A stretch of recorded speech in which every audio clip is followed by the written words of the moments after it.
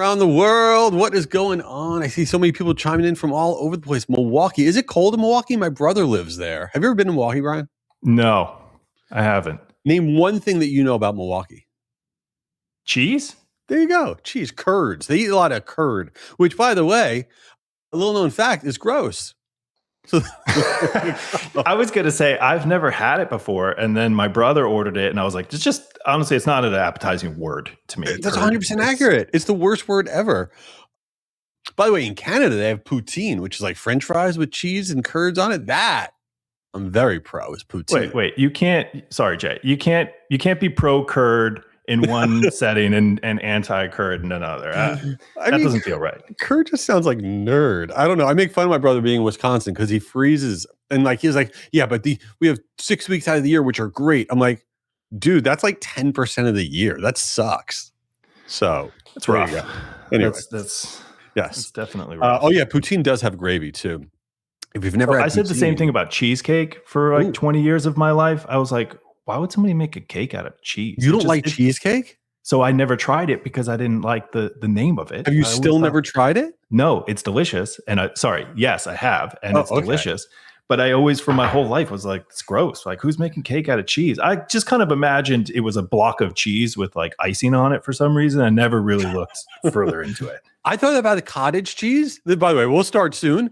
But the weird thing, I had never tried cottage cheese until a week ago because my wife loves it. I always thought the consistency looked disgusting and it had a horrible name and she loves it. And she goes, you got to try it. And you know what? What does everyone think in the chat? Cottage cheese, good or bad? Same thing. I haven't tried it either. I haven't tried it. My wife loves it. She's trying to get me to, I'm like, no. It first of all, it needs new PR. It looks disgusting, horrible name. Very good though. Very, very good. F for whoever's coming up with some of these names. You failed. I'm sorry. Like there has to be better words that can be used. And this is the content of the whole today, right? Like right. We're talking about, health check. I had slides, but screw it. Who needs those? Oh, I just want to talk about and it's funny thing about cheese, and we'll get started in 2 minutes. So my wife would be like, oh, can you get the cheese out of the fridge? Make sure it's still okay. So I'm like, I don't know about you. I'm very bad at knowing if something went bad. So I'll look at it. I'm like, it's fine. And then I hand it to her, and then she'll open up the bag of cheese. She's like, this is like got mold on it, like bread. There's like mold. I have no ability to smell something and know that it's bad or see that it's bad. And then I'll still eat it because I'm an idiot. Are you good at this? I mean, I think we're all born with the natural ability to smell rotten milk and rotten cheese, Jay. So if that's all, but do you smell fresh flowers? Like you just have no sense of smell or what? I think it all smells fine. I'm like, it looks fine. What's a little blue and green stuff? So, I mean, then you must be the color. You look at the color, like something's got to give you an indicator. Yeah, something's off with everything that I'm doing. It's not going particularly well. And we're going to start in 1 minute. Everybody here in the chat, you all rock. I feel like everybody here has tried cottage cheese more than I have. And so, well, that's got to be the case because I've only had it once in my life. Oh, it is 11 o'clock. Oh, so we're going to get started. All right. Let me tell everybody what's about to happen here. This is not a session about random types of cheese, although you might think it is. And we are cheesy. I will say that on behalf of Brian because I know him well enough to say he is a very cheesy guy. But I'm Jay Schwedelson. I'm the founder of Guru Media Hub. This session is going to be fast, a lot of information, a lot of awesomeness. And the dude here that's with me is one of the best dudes I know in the world. One of the smartest guys I know. And he's really normal. I say that because he's very nerdy, but he's also normal, which you usually don't get. Nerd and normal don't go together, but this dude is that. He's the chief operating officer of ZeroBounce. And I'm going to do a commercial really quick before we get started for ZeroBounce, because if you don't know what they're doing, it's better if I do a commercial than Brian. So I use ZeroBounce. I'm a customer of theirs. Today's session, we're going to rip through tactics. It's not going to be like a sales pitch on why you should use ZeroBounce. We're going to give you real stuff to fix your email databases, to fix your deliverability, what you should be doing. Okay, the format of this thing is going to be, Brian's going to go for about 20, 25 minutes. Then I'm going to go for about 20 minutes. And then we're going to do Q&A. It's going to be rapid fire, one thing after another after another. ZeroBounce is the leading company for email validation, email deliverability improvement, email hygiene. And for this, I asked Brian to give me the best offer he possibly could for everybody attending today. So here is the deal, and then we'll get to Brian's stuff. ZeroBounce for everybody here, only the people here are offering 40% off of their ZeroBounce One. ZeroBounce One is their thing that does everything, the validation, the hygiene, the everything. It only costs $60 with this discount. If you go to the link that we're putting in the chat now, okay, and you use the code email health, all right, I'm telling you, 40% off. You're never going to see a better discount. I feel like the OxyClean guy. But the other thing is the first 20 people that sign up for this thing, we're talking about $60, get a one-on-one deliverability consultation with Brian's team about your email deliverability. So go to the link in the chat, email health, one word, all combined, no space, email health. Use that at checkout. And I'm telling you, it changed my company. All right, my commercial. Hooray, that was my commercial. All right, Brian, are you ready to crush it for the next 20 minutes? And then I'll come back and make fun of you. 4 espressos deep. So yes. Let's get into it. So you said fast. So here we go. Let's do it. Rock and roll. All right. So thank you, everyone. And I did see an Asiago comment. I have to say that the Einstein Asiago bagel is amazing. But anyway, let's keep going. So the email health check that you can do in 30 minutes. So the goal here today is that I'm going to give you a bunch of things that you should be able to do today. And if you can't do it today, you should really kind of look into it because the amount of time it takes is very small. So the concepts here are, there are some good things you should be aware of that most people are not thinking about. As Jay mentioned, I'm very technical. My background is in tech, computer programmer, started when I was a little kid, grounded in my parents' house, whatever. But I can help you understand how take away all the technical components and give it to you in a way that is very easy for you to understand as a marketer or anyone that's dealing with the email sending or the database itself. So that's what I'm going to talk a little bit about today. So my QR code is up here. If you want to, anyone would like to connect with me on LinkedIn, I'm just going to leave this up here for a second. And I hate talking about myself. It always feels incredibly odd. But again, I've been with ZeroBounce for over 7 years now, pretty much helped get this thing going from the original get-go. I've been in marketing and technology my entire life. That career started at the age of 13. And it's just, this is a passion of mine. So this is not, I'm not here because I have to be. I'm here because I want to be. This is what I do. And this is what I love. Please connect with me on LinkedIn. I am very accessible. I will answer every one of your DMs. I will answer a question. I don't care. It's about sharing the knowledge and it's about helping you guys improve. So please connect with me and shoot me a specific question if it comes up after the talk today. Let's start with just the quick basics. I really always think this is very, very important that people understand about email marketing and what's going on in the email world. There are 2 definitions, delivered and deliverability. You'll hear this a lot. Delivered is always the numbers that you guys generally see from your sending platforms. This is basically the ISP or whoever you use to send mail from at scale, your marketing campaigns, telling you if the emails were delivered. Okay, I hate this word. It is borderline the most useless word in our industry. Okay, all it simply means is that something left. It left the building, went to another building, and was dropped off at that building. There is no concept as to what happened with it. Did it get to the right person? Did it go into their inbox? Did it go into their spam folder? What happened here? That's what deliverability is about. So if anyone's not unsure what the word deliverability is about, it is the next step in delivered. Okay, so once it's delivered, where it's delivered is what actually matters. And so delivered is basically just saying the email didn't bounce. Okay, so what is a bounce? There's hard bounces, soft bounces. Hard bounces are things like the recipient didn't exist, the mailbox is no longer active, or it no longer accepts mail. Soft bounces might be that the mailbox is full, things like that. That is the only stat that delivered is telling you. How many actually went to the mail server and were kind of accepted? It can go to the spam folder. It can go to the promotions tab. It can be blocked at the filtering level. So if any of you guys have ever tried to maybe work through contracting and no one's getting the contracts that you have or whatever it might be, no one's getting your email. The email was delivered, right? If you were to put that in your ESP, it would tell you it was delivered, but no one on the other side ever received your mail. Deliverability is the key. Okay, this is where the magic happens. This is where the ROI happens. And this is what you have to focus on. Deliverability is exactly where the inbox placement and how you get into the inbox and what determines the placement is those 3 bullet points. Your sending reputation, so incredibly important and powerful. And we're going to talk about what's influencing that. Authentication and infrastructure. This is too techy and too geeky, so I'm not going to go down that route, but it is really important it's set up properly. And that one-on-one consultation, we'll take a look at that actually and make sure it is. And then the engagement behavior. This is what's happening once you send mail to other people. Okay. What are they doing with it? Are they opening it? Are they clicking it? What are they doing? And so determining what's going on with those parameters is going to dictate whether you're kind of in the inbox, whether you're in your spam folder, promotions, etc. So you want to focus on inbox. The ROI is for sure in inbox. Okay. So you can have a great delivery rate, which is the common question I ask everybody. What's your deliverability rate? And they tell me the delivered rate. And they're like, it's 99%. I'm like, yeah, 0% chance that your deliverability is probably that high if you're not even sure what it means. So you can have a very high delivery rate. That nice pie chart, put a pie chart here on purpose because that's what every other ESP shows you is this pie chart. It's usually 99.6 and you feel really good about that. Well, it's better than like 2, or 4% delivery rate. So I agree with you there. But what's happening is where are the emails going? You can have a great delivery rate and a poor deliverability rate. Okay. And so you can have poor inbox placement, but still get great delivery rates.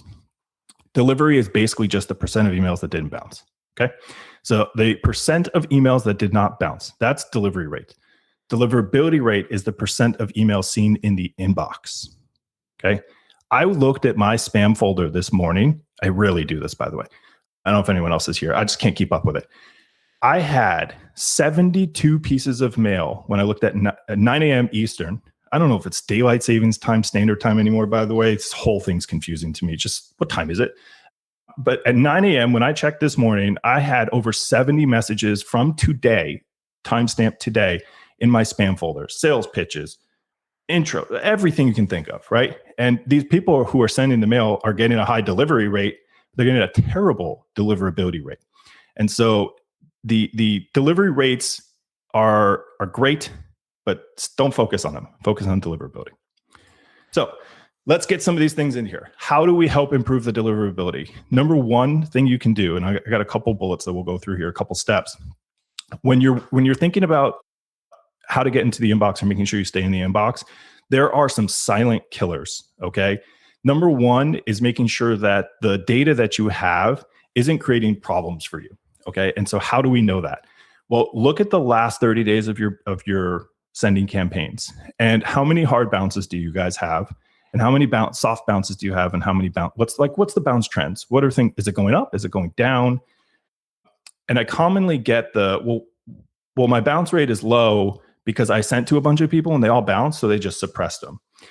That is a big mistake. Okay, you do not want to send mail to then bounce it to then suppress. Okay, that's a signal that you're the hygiene of your email list and your ESP is basically looking, you're going, I don't know about the quality of this type of thing. I do see some awesome questions here about how to track it and stuff like that. So I'm going to attempt to get to that. We'll definitely get to that in the Q&A. But look at these things and see if you're increasing anything on hard bounces, soft bounces, things like that. Hard bounces affect your deliverability dramatically. Soft bounces do not. They don't affect your deliverability. It's not your fault if someone hasn't deleted any of their old emails. Here's some safe benchmarks on total bounce rate. You want that under 2%, okay? And that's really not hard to get over, by the way, especially if you are getting random data sources, you don't vet the data, things like that. You want your hard bounce rate under 1%, okay? So for every 100 emails you send, only one of them should bounce. That's not hard to accomplish, by the way. It's actually it's not hard to go over that. It's very easy to go over a 1% bounce rate. And spam complaints. This is probably the biggest silent killer there is. People are not paying attention to this. Spam complaints are when people mark your email as spam. There is no bigger detriment to your deliverability than people marking you as spam. That is the single worst signal that you can probably get, other than trying to send like phishing emails and stuff like that. But if you're a good sender and you get a bunch of spam complaints, meaning people marked you as spam, that is the worst signal that you can receive back. Too many of those spam complaints will just instantly move your sending reputation into the spam folder, and you'll be heavily impacted on that. And you may not even notice it right away. So just so everyone's aware, the ability to be in the inbox or spam folder, this is not a binary yes or no, true, false. This then goes down into each provider, such as Microsoft, such as Google, such as AOL, all these different providers. They will start to build their own classification on you. So be careful about that. Be very aware of spam complaints and hard bounces. They shouldn't be there. Okay. So if you have a lot of hard bounces, the first thing you got to do is actually pause for a second. You really have to pause. You have to start asking yourself, where did all these bounces come from? Okay. Because it's not magic. If maybe it's all one domain and the company shut down. Okay. That sucks. Most likely that's not really what's happening. Where I see it is all of a sudden sales came in and injected a bunch of new email addresses that they acquired from some God knows where place. And then it got into your marketing funnel somehow, got into your campaigns. And now all of a sudden you have a bunch of bad data into your good data source, into your master database. Super challenging. Okay. Really, really challenging concept here to deal with. What you want to make sure you're doing is how you got to track it back, and you got to kind of talk to other people. So most times I talk to marketing people, they're doing the right things. And I really want to emphasize that you're generally all doing the right things. What I hear is it's actually the other people, the other teams that create a ton of problems around the data sources. Sales team, sorry, they're the biggest culprits of this because they don't care. They don't think about it. And yeah, they really just don't care. They want more leads. So isolate, maybe if you can, where those data sources are coming from. Make sure you're kind of vetting them and getting a better idea as to the quality of those. The second kind of big step here, I want to talk about this, the role accounts. They are generally very, very problematic emails. And I know what everyone's saying already. It's like, oh my God, I have so many of these. The info at, the sales at, the support at, admin at. I get it. That's the email that was provided to you, or that's the email that you got, or that's the email they used to sign up, whatever. I get it. I have to really emphasize what the problem with these are. They often have very low engagement. They will potentially inflate send volume. And what I mean by that is, let's say support at, that's a really good one. Support at, if you send one piece of mail there, that might route to 20 different people. And whatever, use whatever one you want. Sales at, info at, hello at, doesn't matter. It might go to 20 other people. So your one message branched out 20 times. So just so you guys are aware, that's equivalent to sending out to those 20 people. If all those people are like, what is this email? I don't want this. Mark is spam, mark is spam, mark is spam. You may get 6 spam complaints on one send. Talk about obliteration. Like that's it. That is the definition of it. So these have high, they have the ability to really impact your deliverability. And that's why I talk about them so much. And if you're saying, oh my God, there's so many of these things, it's like, yeah, there's easy solutions to help identify them all, but they generally aren't always what they seem. And there's a really good use case to go through and look and see how many of these you have, how many are actually providing good signals towards you. And do you want to do something to maybe look about maybe suppressing some of the others that are not helping you in any sort of way? What they can really do and where they hurt is, like I talked about on the spam complaints, that's probably the biggest negative impact that you can have. But they're generally just not opening as much. They're not going to engage as much. They might be going into a support system and things like that. So, just be conscious about routing of your emails that are going in. What's happening after you send it? Does it go route to a bunch of different people and whatnot? The last and kind of the other one, I don't have a big huge topic on it, but spam traps. I want people to be aware of what a spam trap is. This is not necessarily a role account where I said info at or sales at. You might see an email that says spam at thedomain.com. These are spam traps. Okay. And a spam trap is designed to catch bad senders. Well, how do you catch a bad sender? What is a bad sender? A bad sender is somebody who's purchasing data, is grabbing lists from all these companies, all these providers, injecting it in and just blasting email out. These are really, really problematic emails. If you send an email to the spam trap or to a spam trap, and by the way, they can also look like regular email addresses. You wouldn't know it's a spam trap. Some of them just come out and basically tell you, it's like, come on, use your head. It says spam in the email address. These are spam traps. The second you send to it, you're immediately blacklisted. Okay, which means on that network or on that domain, just depends upon the setup of that spam trap, you may go into the spam folder forever. until you start to stop sending emails to those type of people. So the way they get there is on bad data sources, no vetting of intake forms. I've seen competitors submit spam traps on forms. Terrible practice, not okay, but it happens. And so you want to make sure you don't have these type of emails in your list. The other one is going to be start to like think about some of the other risks that might be out there. Okay. Not all subscribers are equal. I really love this kind of a statement. Some of them, and not all the sources for sure, are not equal. And so you have things like typos, you have things like bots. I've worked with so many people that they wake up one day and have 10,000 emails submitted that are robots, and now they don't have a clue what to do with them. They don't know how to isolate them. Most of them can be detected. Most of them, you can have the ability to kind of isolate them and remove them or suppress them out. There's this other concept of these disposable emails. I love and hate these things at the exact same time. If you're not aware of what a disposable email is or a temporary email, it is, I just always immediately, sorry, I'm showing my age here, Inspector Gadget. It is that self-destructing email, and it literally does this. It self-destructs in 10 minutes, 1 hour, 24 hours. It can send and receive mail. And a lot of people use these to go get past your gated forms on your website, to get your coupon code, to get whatever it is that you're offering. They'll use disposable emails to break through that because they haven't built the trust yet to really give you their email. They don't know what you're going to do with it.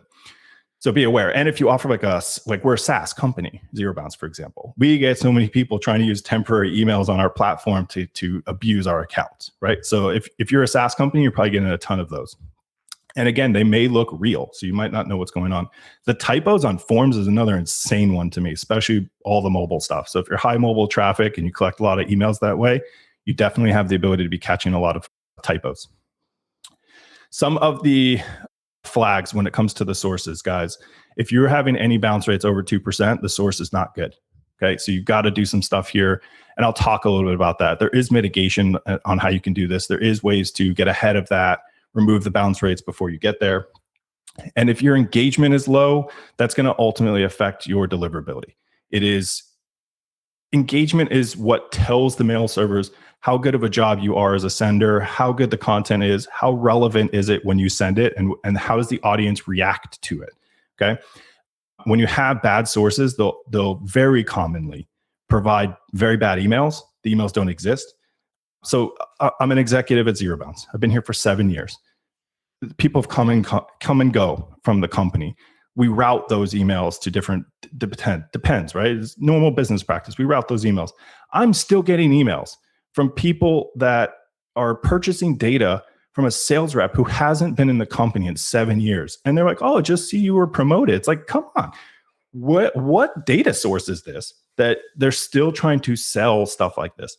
So just be very, very cautious. And when I say sell data, I'm also talking about the Zoom infos. I'm talking about those type of companies where it seems great, but it's not always great. Okay. They sell based on quantity.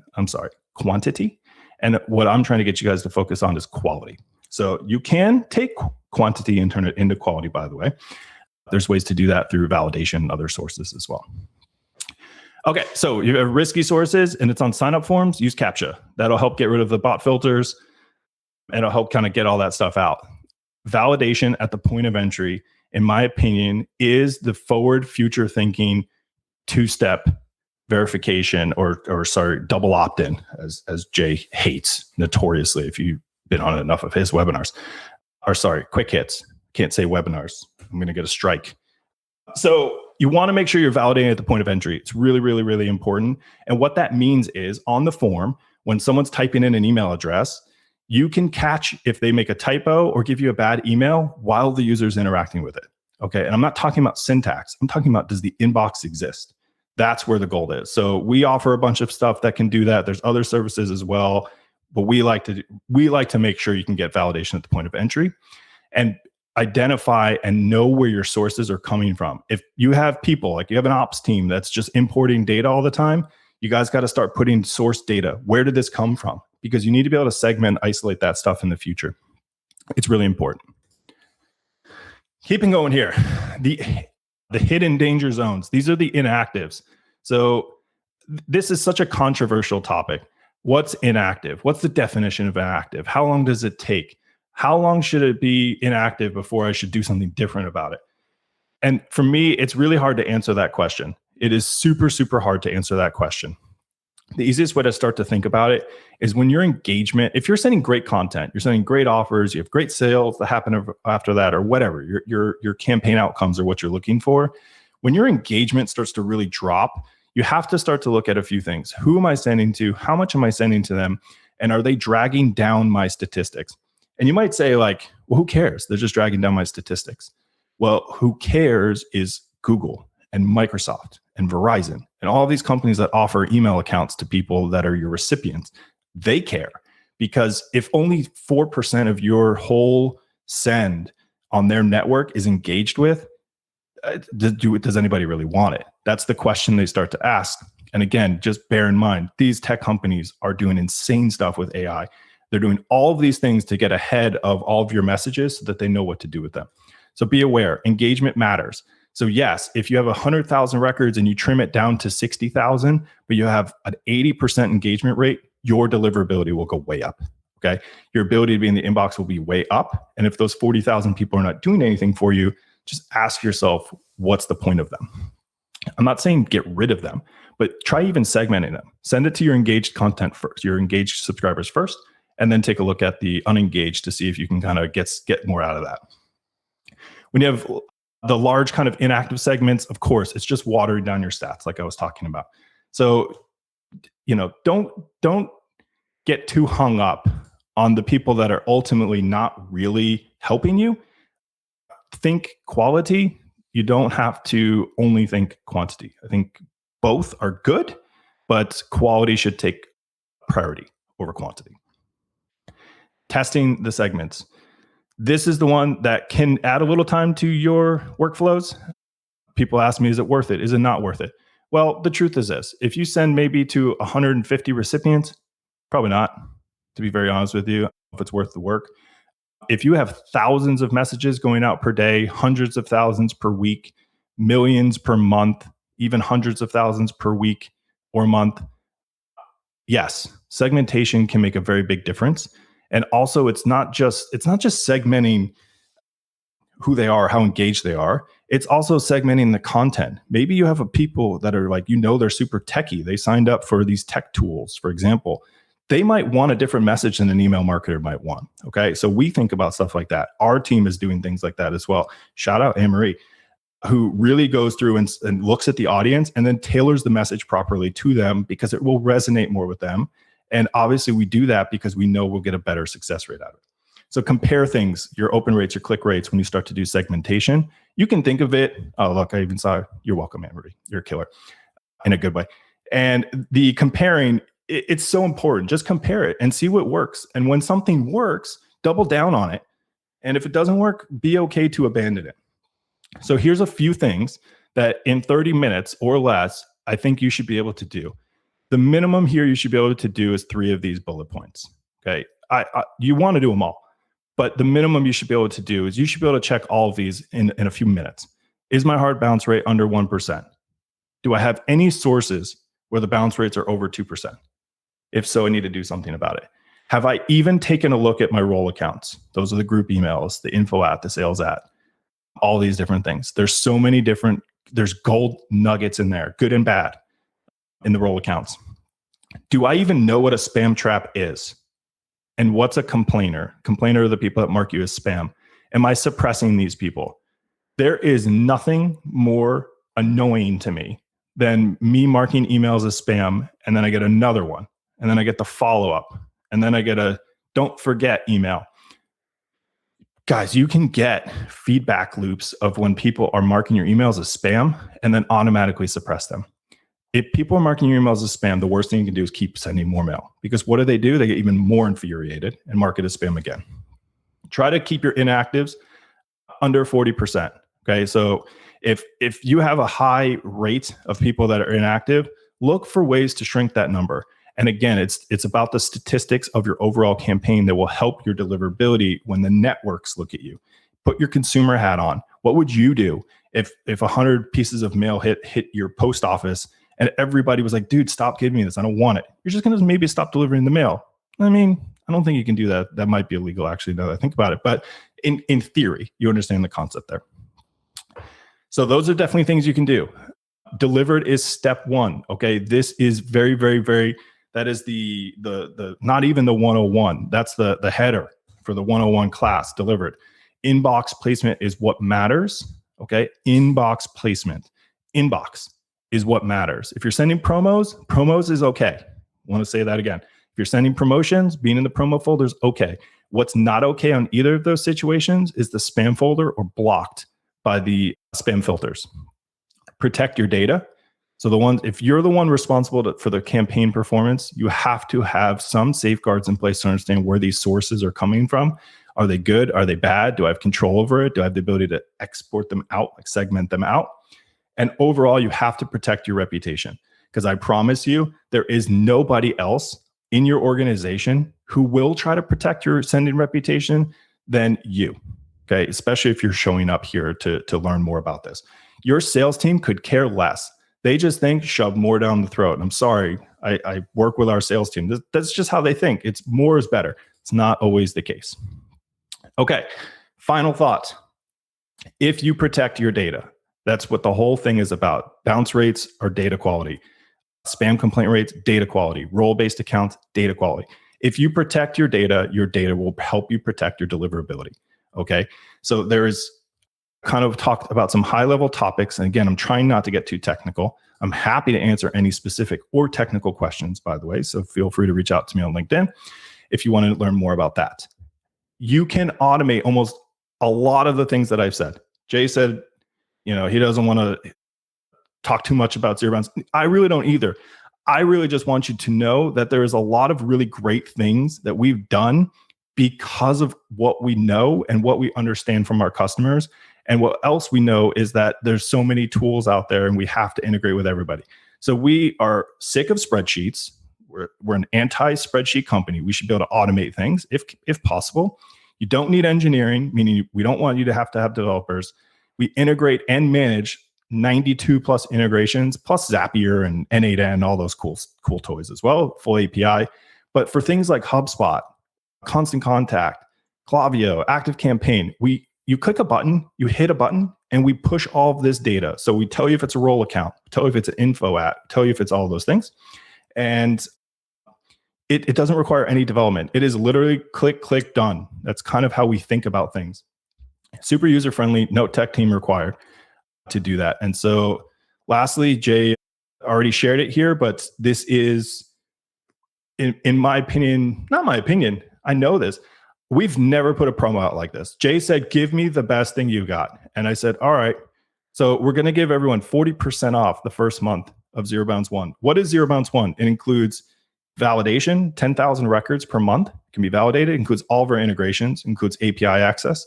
It includes DMARC monitoring, email warmup, blacklist monitoring, inbox testing. This is really insanity. And then on top of it, he's like, how do we actually help more people one-on-one? And I said, I got you. Here's what we're going to do for the first 20 people, because I have my consulting team ready to go and help you guys here. The first 20 people that take advantage of that, we're going to do a one-on-one domain health consultation with you. We're going to actually look at your domain. We're going to talk about different things and see if there's things we can help you with. That's going to be included for the first 20 people that do it. So this is something we've never done before as far as insane to offer. And if you're saying, oh, what's 40% off? I'll tell you the number. It's $60. Okay. It's usually $99. It's $60. There's probably some pennies in there and I'm probably off, but it's a no-brainer. If you have data and you have any sort of problems here with deliverability. And I think with that, Jay, we are good. Let's get you back on here. And dude, you crushed it. There. You crushed it. Why am I not surprised that you crushed it? You're the coolest, nerdiest guy I know. Take that as a compliment. All right. So by the way, we're going to get to the Q&A at the end. So everyone can put in all the stuff in the Q&A. We have a lot of questions. But before we get to my boring segment, I'm going to talk about 15 minutes. So I know Brian pretty well. And one of the things I know about Brian is he knows nothing about pop culture. And we're going to see if the chat knows stuff. But Brian does not know we're about to do this. Now, Brian, you have to promise me something. You are not going to look at the chat for the next few slides. Do you promise me you will not look at the chat? Okay. I'm going to hide it. Okay. I'm going to pull up. Wait, can you bring up my deck? Okay. I'm going to pull up a slide, and it's an image of a TV show. And in the chat, you could say what it is. And Brian, I want to know if you know the image of the TV show. Are you ready for this? Because you know nothing. Are you ready for a 0% score? No, I feel like you're going to get the first one. Here we go. The first one. Okay. Here we go. What TV show is this from? Come on. I know what I wanted to show. Can I tell you what I want to say, but I know I'm wrong? Yes. Walking Dead, but I know I'm wrong. So dude, that is unbelievable. I was like, this is the only one he's going to get right. Dude, that's Landman. Greatest show ever. What is wrong I got another one for you here, Jay. I've never even heard of Landman. Here. Let's really blow my spot out. Okay. You ready for the next one? Yeah. What is an image from? Is that J-Lo? That is not J-Lo. Oh my God. What is wrong? Are you living in a cave? What planet are you on? I think so. I have no clue what this is. Okay. Bridgerton. Have you ever heard of Bridgerton? The name rings a bell. I feel like my wife may have watched this show and she was like, do you want to watch it? I'm like, no, probably not. Oh, you are. Okay. The next one you're getting. I know you're getting the next one. I don't know. What show is this dude the star of right now? No clue, but he reminds me a little bit of Screech. I have like some slight Screech vibes coming from this guy. I have no clue who this guy is. I don't even know who this person is. Justin Diamond. That's who you think this is. It's no, this is to be fair, this is a much more handsome Dustin Diamond. Okay, I'll give him credit there, but I have no clue who this guy is.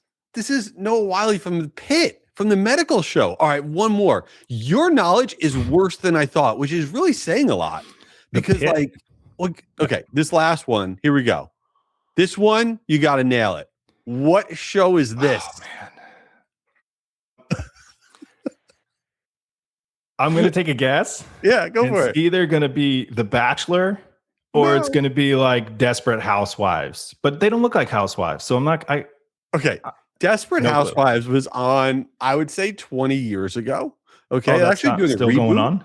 Number 2, this is The Secret Lives of Mormon Wives. The woman in the middle, though, Taylor Frankie Paul, is actually going to be the new Bachelorette, but she's in a lot of trouble because she did some bad stuff. So a lot of controversy.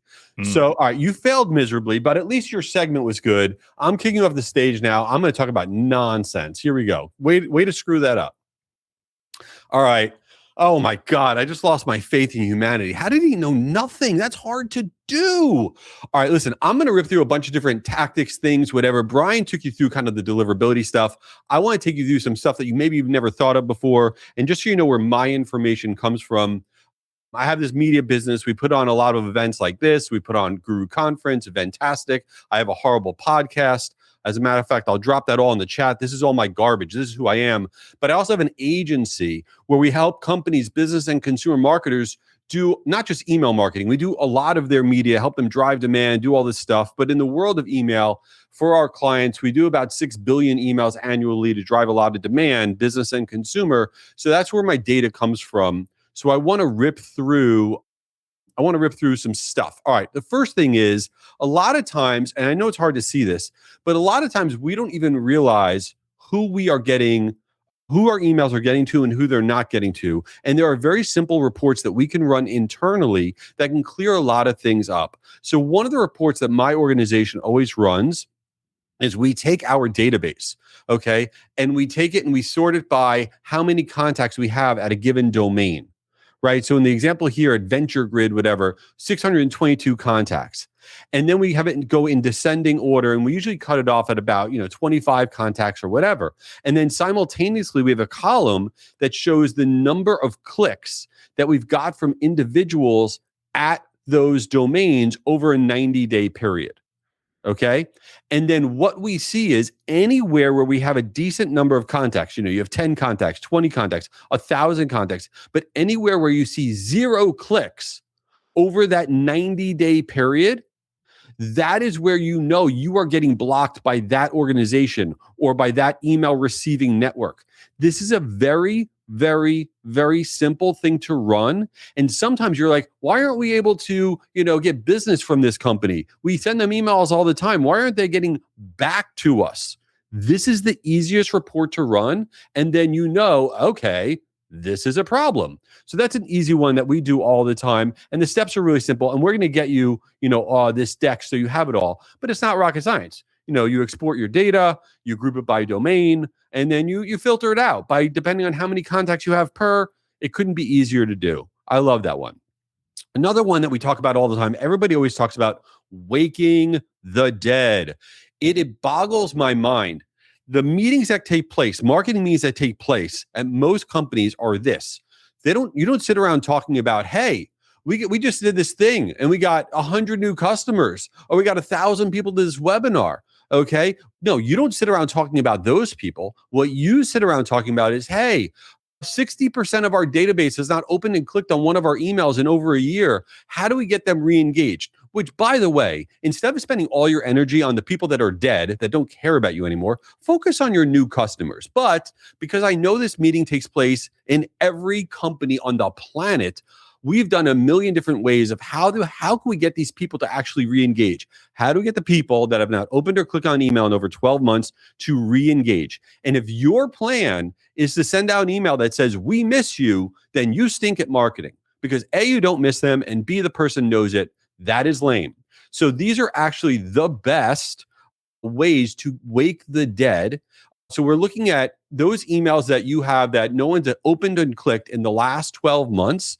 Verification format style emails are the thing, right? You're kind of freaking the person out a little bit. So using these subject lines, for example, on the business side, we see these open rates skyrocket, and then we see it on the consumer rate and they skyrocket. So if you get an email, for example, you haven't opened or clicked on an email from a company in 12 months, it says, are you still with Acme? You're like, oh my God, I'm with Acme. Did HR call you? Do I have a problem? And then you open it up. It says, oh, it's great that you're still with Acme. We have a special offer for you, blah, blah, blah. Is your team still using, HubSpot? Verify your active status, ... That crushes it. For some people still want to have their active status on databases. And if they don't verify, you can still keep them on the database. On the consumer side, it's the same thing. Verify your VIP status. Want to make sure ... Still interested in VIP discounts? This is how you wake the dead. And so I'm a big fan of all of that. All right, I want to share what will be the most random thing I've ever said, which is saying a lot. I've said a lot of very random things at many, many different events. I think this is the most random tactic in the history of any tactic I've ever shared. This is so weird. Okay. If you have a country field on your forms, right? You have a country field on your forms. Believe it or not, it is critically important. If the United States, if the US is your primary market, your number one market, and you could even, if you're sophisticated, you could do this in every country around the planet. If the United States is your primary market, you want the United States to be the first country that is listed when you allow somebody to select their country. Why? This is crazy. 47% of US-based company forms do not list the United States as the first country option. So here's what happens. You then go to you pull a segment to do a campaign, right? You're like, okay, we're pulling US only. You now have a huge chunk of people that are actually US people, okay, that you're not pulling because of the way that your form is actually set up. That is bonkers. So this one change actually can change so much of your marketing. And I know this is little and this is weird, but this is the type of stuff when people say, oh, my email marketing doesn't work. I'm like, yeah, okay, because you're not doing all the stuff Brian said. You're not doing all the little things. All right. I'm going to share with you some tactics right now. I'm dropping all my stuff in the chat again because I'm an egomaniac. What can I tell you? I'm really not.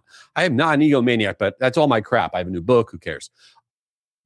Listen, the next few slides, you shouldn't do these things. I'm telling you shouldn't do these things, but they work really, really well. This is my disclaimer. So when someone says you can't do that, I've said don't do it.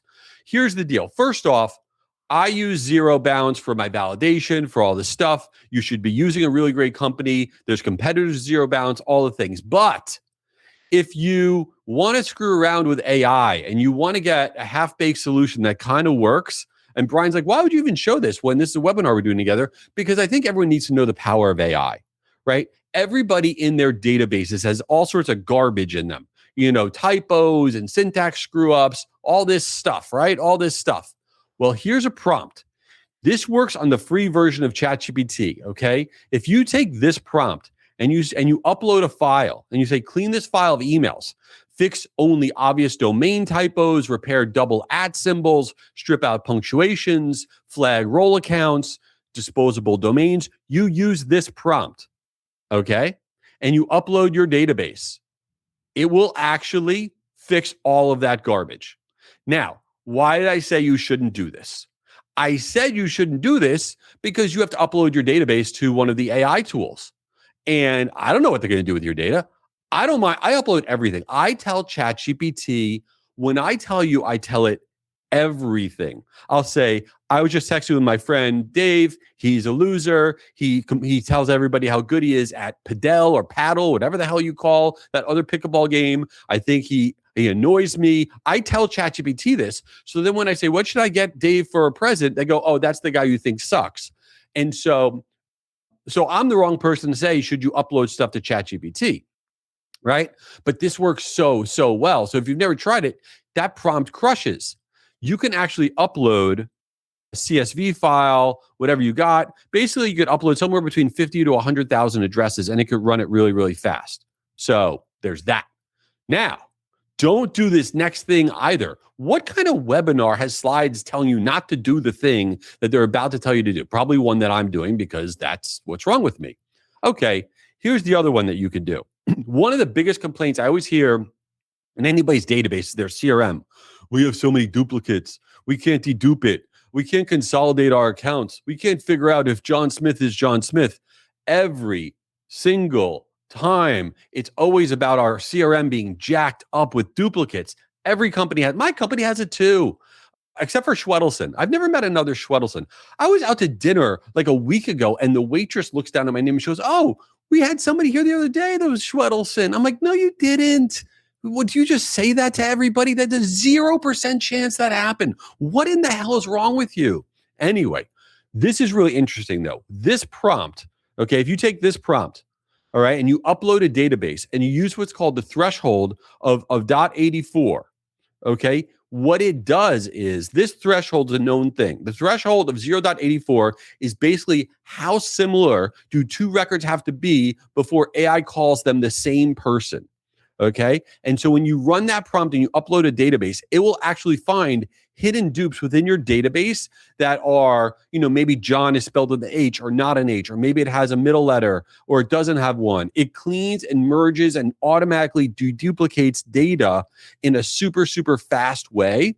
So if you've never tried it for that, this works again on the free version of ChatGPT. I dig it. I think it's kind of cool. Again, you could upload up to 50,000 records, and there you go. Enough of that nonsense. A few of the other things here before we get to Q&A. One of the reports that I mentioned a little earlier that I don't think enough of you are running in general, especially on the B2B side, is the number of contacts you have per company. Okay? When people think that they have, coverage in their database, okay, you really need to be looking at coverage in your database depending on the employee size of the companies in your database if you're B2B, right? So if you're going after mid-market, it is not okay to have like two contacts at that company. You are skating on thin ice. One person leaves and you have one contact left. You're almost screwed. Okay. So actually running a report, seeing how many contacts you have, and then making sure in your marketing efforts, your account-based marketing efforts, that you're actually going after contacts at those companies that you actually don't have enough contacts at. I think this is a really critical way to be aware of your database and how to grow it. And I agree with you about the AI policy. Absolutely. You have to be very aware of your AI policy because uploading data, doing everything I said is kind of scary. Don't do that, but also do that if you want to try it. Talking out of both sides of my mouth. All right. One of the things, my book's not coming out till June. So let me just put that in the thing. And all the proceeds of my book, super people have done it, which by the way, look, I have a copy right here. Very exciting. Will go to the V Foundation for Cancer Research. I pushed it to June because I want to promote the hell out of it. And I got really backed up and I suck. And Simon Schuster was pissed at me, but such is life. Who cares? Bounced emails are gold. We are sleeping on bounced emails. When you send out your consumer email campaign, your business email campaign, doesn't matter, your nonprofit campaign, you send it out and your emails bounce. What are you doing with those bounced emails? Are you saying, oh, that's too bad, they're not deliverable? That's not enough. Those bounced emails are gold. Number one, they're great for retargeting and remarketing on social still, especially on the consumer side. On the business side, oh my God, you got to give them to your BDRs and be like, look at these people that just aren't here anymore at this company. Who's going to be the person that we reach out to next? You need to take the domains of those companies and the bounced emails. That needs to be your new account-based marketing file. Your bounced email database is possibly the most important database in your company because these people are no longer there, but their companies are still really important to you, or those buyers are still really important to you. Leverage your bounced data. It is critical. All right, well, I want a few other things. Stuff I shouldn't say, which is just about everything that comes out of my mouth. I think double opt-in is stupid. I think it's straight up stupid. I'm going to tell you why it's stupid. So what is double opt-in? Not that you asked, and why do I think it's stupid? And by the way, I think it's going more and more and more away. So somebody comes to whatever it is, they buy something from you, they download something for you, they register from you, whatever, and they opt in. Yes, I want to hear from you. And then what do? Some people send another email that says, hey, there's an email in your inbox. In order to get on the list, you got to click that link or else no bueno, you're not getting on the list. That's double opt-in. Here's some stats. Here's something from a MailChimp study. 61% non-completion figure for confirmed opt-in, meaning 6 in 10 signups do not confirm. I would love to know what your plan is. Here I am. I just said I want the thing. I want to opt in. And then I don't see the email. I get busy. I don't click on that link, but I wanted the thing. And so now what are you doing with me? I live in purgatory. I can't get the thing. It's a horrible experience. Now, here's the craziest part. GetResponse came out of the study that says double opt-in does not lower spam complaints. Double opt-in actually has a higher unsubscribe rate. And here's why.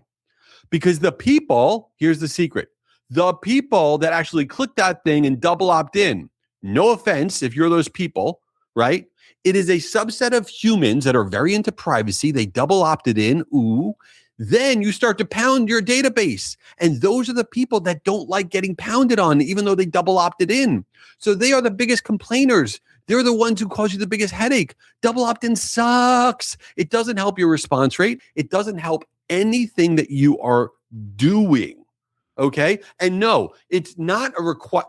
There's a lot of confusion about GDPR. And by the way, GDPR actually is backing off. I don't know if you've read some of the most recent things about GDPR, but in the last 90 days, there is a big movement within the British government and in EMEA about actually toning down GDPR. They've actually changed some of the cookie consent language. They've modified it. So one of the things about GDPR, which I know is a big fat pain in the butt in EMEA, which you have to comply with, everybody kind of needs to get into the nuances that are actually being changed in the last 90 days because GDPR today is not the same thing as GDPR was a year ago.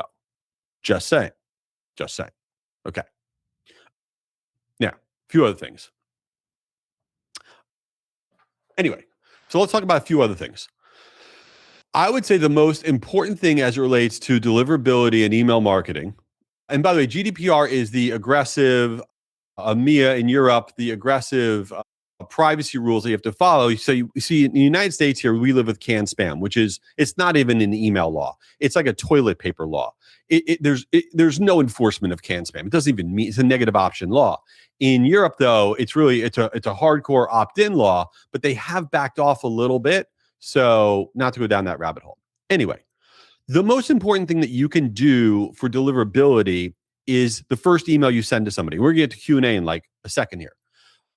When someone signs up for something, they buy something from you, sign up for your newsletter, they ask for a demo, they do anything. You then send them an autoresponder, right? Send them an autoresponder, and the autoresponder says, hey, thank you very much for signing up for the thing. Here's the gig. Here's what we don't realize. Okay, and this is what's so important.